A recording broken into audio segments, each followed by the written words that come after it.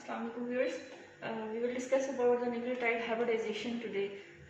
Hybridization means the binding of the two complementary strands. We know that DNA and RNA are made up of nitrogenous bases. As we know about the structure of the DNA is a double-stranded molecule, and both the strands are complementary to each other. Means one is running in the 5' to 3' direction, and the other is from in the opposite direction as like 5 to 3'. Actually, the DNA is a double-stranded molecule and RNA is a single-stranded molecule. Again, the direction is from 5' to 3'. So what is the composition of this DNA or RNA? DNA and RNA are made up of nitrogenous bases, that is adenine, guanine, cytosine and thymine. These four bases are playing major role in this complementarity and the hybridization and the binding of the complementary sequences.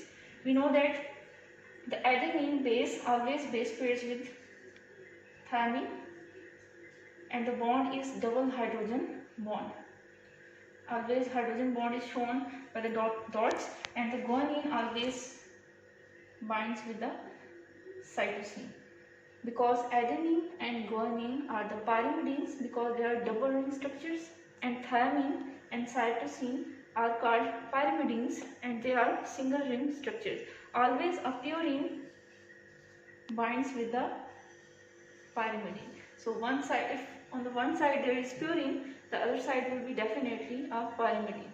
And always adenine binds with thymine and guanosine binds with the cytosine. So this is the main key of the hybridization. So if we know the strand, one strand of DNA, we know that here is A, T, C, G, C. We can predict the sequence of the other strand. Again, we have to specify the directions. A always binds with the T, T always binds with the A, C always binds with the guanine, and guanine with cytosine, cytosine with guanine. So we can specify the bondings here. So we have predicted the other strand of the DNA by knowing the sequence of the singular strand of the DNA. So if we have okay, let's see have the mixture of the DNAs. This is DNA sample number 1, sample number 2, and then sample number 3. And I want to know that where in which of these three the sequence of interest is present. Means I want to know that in which of these three DNA this sequence is present, A, T, T, C. So I want to locate this strand in any of these three. What I will do? Another thing that is important here is the denaturation of the DNA. We know that the denaturation occurs on heating. When we heat the DNA, the two strands open. Like let's follow this one, number 1. The two strands separates. So when they separate, we can draw them linearly. Okay, let's suppose this is number 1 DNA, then number 2 DNA, and then number 3 DNA.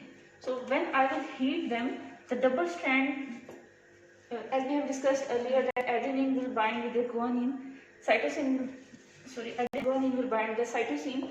So this bonding will break after heating.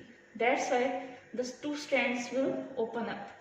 Now A is not binding to T, T is not binding to A, G is not binding to C, C is not binding to T, and C is not binding to G. Why they are not binding? Because the hydrogen bond that were present between them is broken. And why is it broken? It is broken because of heat. Okay? Like the first DNA, the second and third DNA will also denature upon heating, and the sequence, the strand will be exposed now. So if the probe binds to this sequence over here, the probe is actually the radioactively or fluorine-labeled molecule that when binds to its complementary sequence, it emits lights or radiation. So that is the way of detecting that whether the probe is binding or not.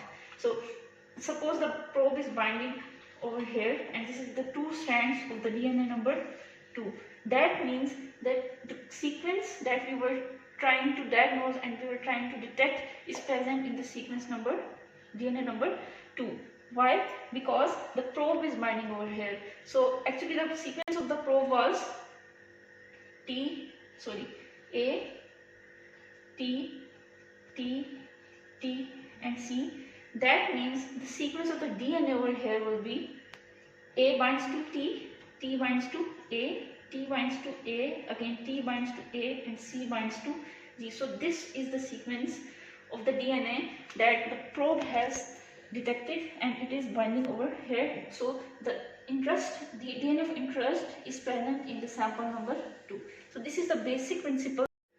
So what is the basic principle behind the hybridization of the probe or the hybridization of the complementary sequences is that we know that the sequence of the DNA or the RNA is made up of sugar, phosphate and the nitrogenous base. So in the complementarity, this base is playing its role. Adenine, guanine, cytosine and the thymine. You can see this single ring structure, that is a pyrimidine. Again, this is the single ring structure, so it is also a pyrimidine. And these double ring structures are the purines.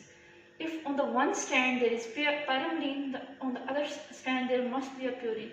So if here is the purine, there must be the pyrimidine. So अगर यहाँ पे A है, T है, it will bind to the A. If there is G, it will bind to the C. So this is the basic principle and the basic phenomena that is happening in many of the techniques like in situ hybridization, in the blottings and in the fingerprinting. We are using this mechanism. Thank you so much.